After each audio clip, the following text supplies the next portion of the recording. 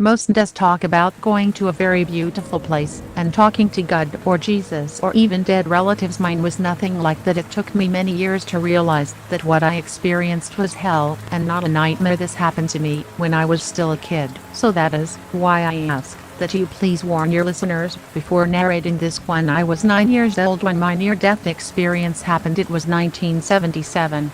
And during gym class outside on the playground area, I was wearing a t-shirt and long pants. It wasn't too hot out, but it was perfect weather for sweat pants and t-shirts. The gym teacher set up an obstacle course using the jungle gym swing set and slide. When it was my turn to run the obstacle course, I fell off the 8-foot slide, rupturing my spleen and breaking some ribs on my left side in the process. When I hit the ground, I was knocked unconscious. My sister, who was there when it happened, told my mom and dad that I was out for 10 to 15 minutes. I remember seeing my gym teacher and sister talking to me, asking if I was okay. Their voices were extremely muffled. It was like they were talking inside of my head or through multiple layers of glass. The only way to describe it is like that voice we all have in our heads, the one you talk to when you are thinking or holding a personal conversation with yourself. After I saw my sister and gym teacher, I could see myself leave my body and float up toward the sky. I could see the sky, but not feel it. I could see the other students standing in line, most of them laughing at me for getting hurt. I kept floating up higher, like I was in a rocket ship. I could see everything getting smaller and smaller. I went through the clouds and continued going higher until I was in an area where it was starting to get dark. I thought that I would continue going higher until I started hearing singing and joyful music. Not long afterward, I saw a little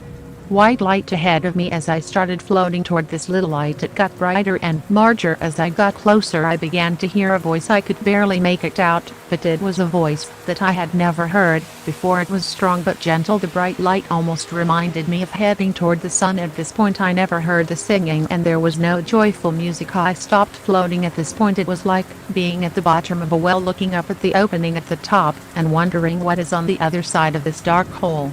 Then this shadow appeared. It looked like a tall man in a long robe with long shoulder-length hair, a mustache, and a long beard. He bent down, reaching out his hand to help me out of this dark hole. As he was reaching, he said, "Come follow me." Being scared and remembering what my parents told me about not going with strangers, I said, "I don't know who you are." "So no," he told me, "I'm the Alpha and Omega, the beginning and the end." At the same time, I could see shadowy people laughing and gathering around the opening of the dark hole I was in. They were telling me to come on in and join them, that I would like it here. I told the shadowy person, who seemed at the time to be the one in charge of this group of people, "It seems like fun and you're having a great time, but I still don't know who you are." He told me, "Yes you do, you never met me, but I know your family and others from your family would like to see you." At this time, more people started to show up, telling me their names and reassuring me that this bright light is a nice place to be. They said you will always be happy and always be healthy. When they said that, I remembered what I learned in Sunday school about what it was like in heaven, that everyone was happy and healthy. The tall shadowy person who appeared in the beginning said the same thing again, "Come follow me." I said, "I'm too young to die. My family would miss me. It can't be my time." He told me things that would happen in my life until I return here.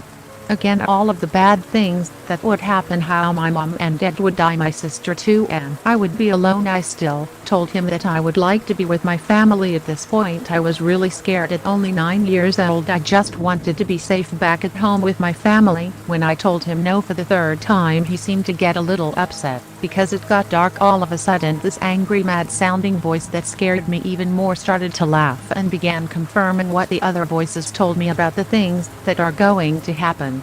When I returned home, they showed me the earth being destroyed and boiling in a lake of fire. They showed me the deaths of loved ones. They showed me all sorts of misery that came with this destruction. My childish brain couldn't understand then that this was the aftermath of a nuclear war. Now that I'm older, I believe that the shadowy figure that called itself the Alpha and Omega, as well as all the other shadow figures, were demons meant to harm me. Why else would they pretend to be nice and then get mad when I refused? Nuclear war wasn't the only thing that it showed me. It also showed me the events leading to them. It was like watching a movie about your life from the time you were born until the time you returned to the dark pit with the bright light. After watching what I call a movie about my life, I awakened from what I thought was only a dream. I didn't know where I was or who was around me. Still scared from the nightmare, I saw my mom and dad and realized that they were standing beside My bed at the hospital, that's all I can remember from that time. Call it a premonition, or whatever you want, but I have had so many close calls since I came back from where I was at, somehow missing out on being in car accidents, because I procrastinated a bit longer than normal. I knew the day my dad was going to pass away, right down to the precise minute and second. That one is something that I wish I had never known. I even knew my sister was pregnant